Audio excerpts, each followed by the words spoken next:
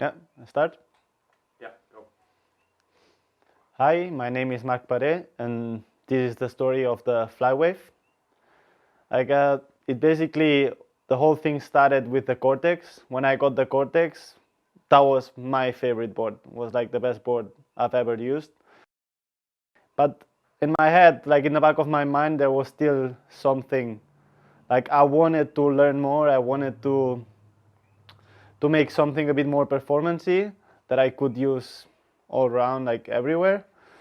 So I was talking with Ola, the shaper. So we basically grabbed the rocker of the Cortex, just put a same outline. We put a pointy nose. We pulled in the tail, made a thinner rails. We put a fishtail, and left the wingers like same bottom shape, same rocker.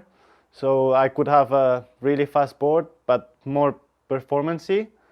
And like first time I went on that thing, it was like my best board ever, and that board I still have it, and that's why most of you may have seen me on whiteboards for the last year or so, because we've been actually developing and working around on those shapes, and it's basically turned into my go-to board, and it's my all-time favorite board, the Flywave now.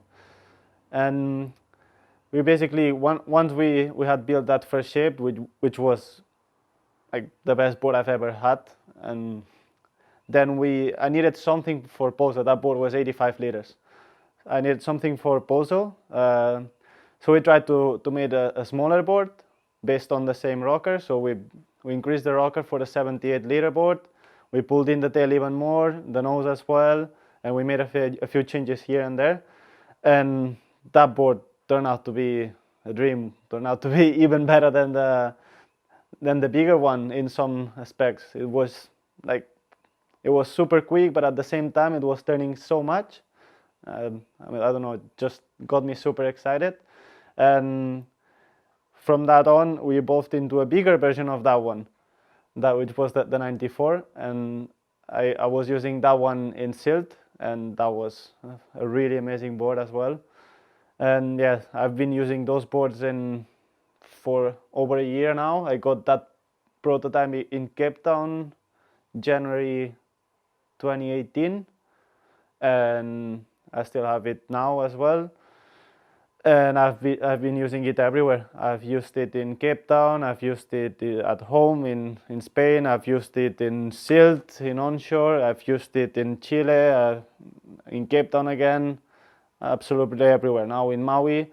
And it still amazes me like how much the board has to offer, because I use it as a thruster normally, because I feel that with that shape it works better for side onshore conditions, all the way to side off. But actually when it gets proper down the line, you put it as a quad and the board changes and just gives you even more of itself. Like what a fast rocker board felt like it had a limit, it just goes even further.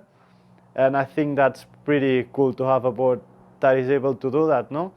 And yeah, I think it's a board that I totally recommend, and I think it's good that you have a really high performance board but with a fast rocker, because that means that I can use it to compete everywhere I go, but that means as well that a lot of people and a lot of you guys sailors can use it as well, because you can enjoy it because it's a quick board and it turns easy, and as well you can push it as hard as you want.